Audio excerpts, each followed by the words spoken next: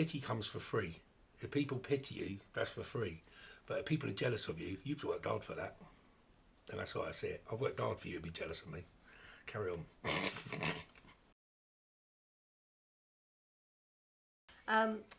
Well, he kind of was leaning against a wall, looking on his phone, and I was walking towards him, and I just thought, I like that. This wasn't any wall. I was working in a club. I wasn't just like leaning on walls. Right? I was walking up to a club, and he was outside, leaning against the wall, and I was just like, he looks quite nice. The real story is I chose her, to be honest. She obviously didn't have a choice in it once I made that decision. So, but it was exactly that way. Yeah. I don't like skinny guys. You're lucky I don't like skinny girls, aren't you? In the 90s, there was a bodybuilder called Dorian Yates. It was English, so everyone's hero over here, who was 6 times Mr. Olympia. And I was lucky, it cost me a lot of money. I went twice to America to see 2 Olympias that he competed in and won. But his method of training, his whole idea is called PhD, the philosophy of heavy duty, just a phrase they coined, where you literally lifted as much as you could for like 10 times until you literally could not lift anymore. Which is great, builds you massively strong. That's how I built that physique in that picture.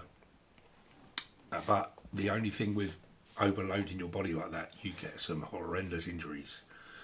And as you get older, I mean, what is an injury at 25 that can be a bit niggly and a bit annoying that you strap up for a bit, at 50 is 3 months out of the game, because you just don't recover that quick as you get older.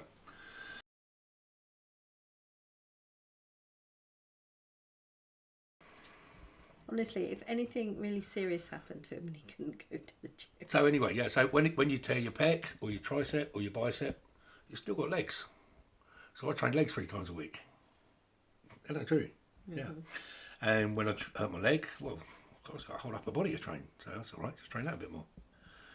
Yeah, so you don't stop. I didn't see people say, oh, you need to stop and go home and rest, and you bloody know. There's no resting. There's no stopping. It's like when people say, oh, when's your rest day? Rest. What's the rest muscle? How do I train that? What time? Yeah. No, I don't think it wouldn't worry you, would it? What, if you hurt yourself? Yeah. Well, yeah, it would worry me if you hurt yourself, but there's nothing I can do to stop him. No. He's a grown-up, he's in charge of his own body, he knows what his limits are. There aren't any. No, there's no limits. The only limits are what you set for yourself, aren't they? It's like when people are even in the gym and they say, oh, I just want to do 10 reps. I'm like, family. In fact, it's very important. I don't get to see them as often as I'd like to. My sister and I are chalk and cheese, but get on very well. We do share a similar sense of humour, which is quite nice, as we're quite so different. And now, of course, my niece has got the little girl. They don't, but I mean, my 2 nieces now, obviously, when I was fully competing, and I picked them up from school, I've seen teachers look at me like, can I be like, it's my uncle. And they're looking at you like that. I'm like, Jesus, what do you think I'll do? Eat the child, for God's sake. I'll be able to pick her up. And my sister would have to phone up and go, yeah, my brother's coming to pick them up. And one of the teachers come out and she went, oh, I had a good description of you. And I said, well, what did she say? She said, the Terminator's coming to pick them up. I said, all right.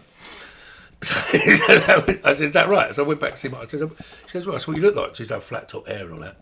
My brother's coming, what does he look like? The Terminator. All right. Sarah is very supportive of what we do, which is important because it wouldn't work otherwise. There's another competition in there somewhere. Has to be. It's just getting time to do it, really. I've always believed that you don't, people say, oh, you're too old for this, you're too old for that, like you're told to go to Ibiza, you're told to be lifting weights. You don't stop because you get old. You get old because you stop doing whatever you want to do. And I don't ever see this stopping. I've trained with injuries, I've trained with all sorts of things. Because as we discussed, it's part of me, it's what I love to do, very much. So, yeah, it's not something that's ever going to stop until I stop.